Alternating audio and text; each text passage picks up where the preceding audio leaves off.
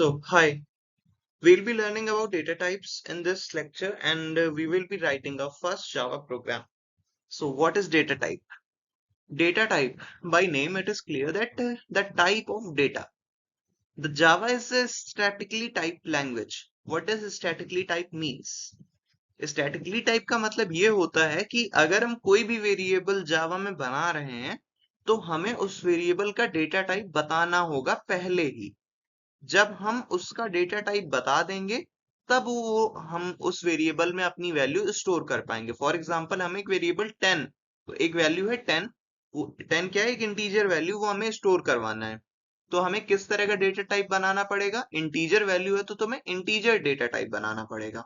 इसी तरह अगर 12.7 ये एक डेसिमल वैल्यू है या फ्लोटिंग नंबर है, तो इसके लिए हमें क्या करना होगा? एक फ्लोट वेरिएबल लेना होगा। Float a is equal to 12.7। तो इस तरह से हमारी वैल्यूज स्टोर होती हैं जावा में। तो स्टैटिकली टाइप का मतलब क्या हुआ कि पहले से ही हमें उस वैल्यू का डेटा टाइप बताना पड़ेगा, तब हम स्टोर कर पाएंगे। Every variable must be declared with a data type. अब डेटा टाइप की दो कैटेगरीज होती हैं, प्रिमिटिव और नॉन प्रिमिटिव। प्रिमिटिव क्या होते हैं? जो पहले से डेटा टाइप बने हुए हैं, जो डेटा टाइप प्री डिफाइंड है, बिल्ट इन है जावा के अंदर, वो होते हैं हमारे प्रिमिटिव डेटा टाइप्स। इसमें इतना डिटेल में जाने की जरूरत नहीं है। ये बेसिकली 8 टाइप्स के हैं: बाइट, शॉर्ट, इंट, लॉन्ग। ये बेसिकली रेंजेस को इंक्रीज करने के लिए हैं। लॉन्ग, जैसे लॉन्ग का यूज करेंगे तो लॉन्ग, इंट, लॉन्ग, शॉर्ट इस तरह से यूज कर लेंगे। तो लॉन्ग बेसिकली लार्ज नंबर्स के लिए यूज होता है। इसी तरह फ्लोट और डबल, फ्लोटिंग पॉइंट वैल्यूज या डेसिमल वैल्यूज के लिए यूज होगा। कैर, कैरेक्टर्स के लिए। और बूलियन, ये एक इंपॉर्टेंट डेटा टाइप है। ये बेसिकली सिर्फ दो वैल्यूज जानता है, ट्रू और फॉल्स। ट्रू मतलब 1 और फॉल्स मतलब 0। इसका हम आगे यूज भी करेंगे कि कंडीशंस में, कि अगर ट्रू है तो, अगर फॉल्स है तो। इसी तरह ये बूलियन काम करेगा। अब इसके आगे हम बात करेंगे इंटीजर टाइप की। इंटीजर में ये इसके सारे वो हैं: byte, short, int, long. Byte, short, short, int, long, ये बेसिकली कह सकते हैं इंट जो है, इनकी रेंजेस के अकॉर्डिंग ये डिफर करेंगे। जैसे अगर कोई भी बहुत छोटा इंटीजर है, -128 से 127 के बीच में, तो हम उसको किस में स्टोर कर सकते हैं? बाइट में स्टोर कर सकते हैं।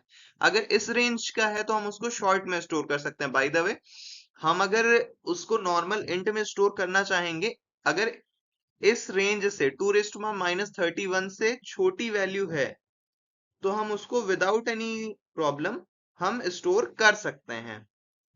किस में स्टोर कर सकते हैं? हम इसको इंट में स्टोर कर सकते हैं, चाहे वो बाइट की वैल्यू हो, चाहे वो शॉर्ट की वैल्यू हो, या चाहे वो इंट की वैल्यू हो, वो हम उसको इजीली स्टोर कर पाएंगे। अब लॉन्ग की वैल्यू हम इंट में स्टोर नहीं कर पाएंगे। क्यों?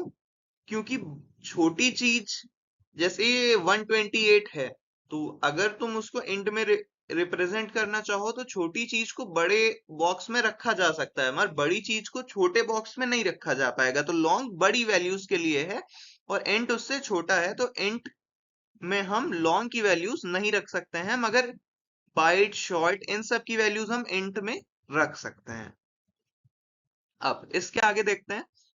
ये है फ्लोटिंग पॉइंट वैल्यूज।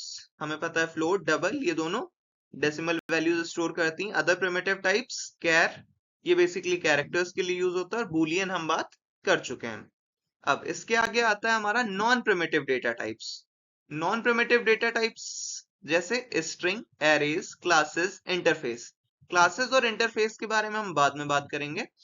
एरेज और स्ट्रिंग, स्ट्रिंग भी बेसिकली क्या होता है कि sequence of characters. For example Apple, Apple is formed by characters making APPLE. 5 characters combined and formed a string called apple. इसी तरह एरेस, एरेस क्या है? एक पूरा बॉक्स है, बंडल है, जो सेम तरह के वेरिएबल्स की वैल्यूज को स्टोर करेगा। फॉर एग्जांपल 1 से लेके 10 तक वैल्यूज स्टोर करनी है हमें एक जगह पे, तो एरे क्या करेगा? उन्हें सीक्वेंस वाइज स्टोर कर देगा 1 से लेके 10 तक एक स्पेसिफिक बंडल में, और फिर हम उसको एक्सेस कर सकते हैं बाय इट्स इंडेक्स। एरे की इंडेक्सिंग हमेशा 0 से शुरू होगी और n-1 तक चलेगी। n-1 इन द सेंस कि अगर 10 एरे एरे हमने 10 साइज की डिक्लेयर की है, तो 0 से 9 तक वैल्यू स्टोर करेगी। अब इसके आगे हम बढ़ते हैं अपने फर्स्ट जावा प्रोग्राम की तरफ। इसमें लिखा हुआ है जैसे public class hello world, public static void main string या जीएस, system dot out dot println hello world.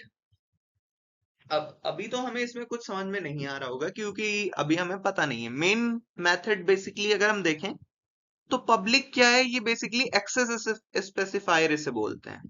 Public यानी कहीं पे भी ये हमारा जो प्रोग्राम है पब्लिकली एक्सेसिबल है, कोई भी इसे आके एक्सेस कर सकता है, ये कहीं भी एक्सेस किया जा सकता है। अब system dot out dot println hello world, इसका बस ये मतलब होता है कि ये वैल्यू प्रिंट कर देगा एज अ आउटपुट आपके कंसोल पे। अब मेन फंक्शन, ये इंपॉर्टेंट है। मेन फंक्शन का काम क्या है? मेन फंक्शन ही है वो जो हमारा प्रोग्राम का एज अ एंट्री पॉइंट सर्व करेगा। एंट्री पॉइंट मेन अगर हम अपने किसी भी जावा प्रोग्राम को एग्जीक्यूट कर रहे हैं तो सबसे पहले क्या ढूंढेगा? मेन फंक्शन को ढूंढेगा। मेन फंक्शन जैसे ही उसे मिलेगा, मेन फंक्शन के अंदर आएगा और स्टेटमेंट बाय स्टेटमेंट एग्जीक्यूशन शुरू कर देगा। जो स्टेटमेंट पहले होगा मेन फंक्शन में, वो पहले एग्जीक्यूट हो जाएगा, और जो पहले नहीं होगा, जो उसके बाद इसी तरह सीक्वेंशियल मेन फंक्शन को एग्जीक्यूट कर देगा। अगर कोई चीज मेन फंक्शन में नहीं है, कोई फंक्शन या कोई चीज, तो वो एग्जीक्यूट नहीं होती है। तो मेन फंक्शन क्या है? एंट्री पॉइंट है। आगे देखते हैं। हेलो वर्ल्ड बेसिकली एक क्लास है हेलो वर्ल्ड नाम की। पब्लिक स्टैटिक वॉइड मेन, ये मेन मेथड है। स्टार्टिंग पॉइंट मैंने बता दिया, system dot out dot println print text to console. Output दिया हुआ है हेलो वर्ल्ड, मगर अभी हमने इसको रन करके नहीं देखा है, तो हम इसको रन करके भी देखेंगे कि सच में ये हो भी रहा है या नहीं। तो अभी के लिए थैंक यू, आगे देखते हैं इसे रन करके।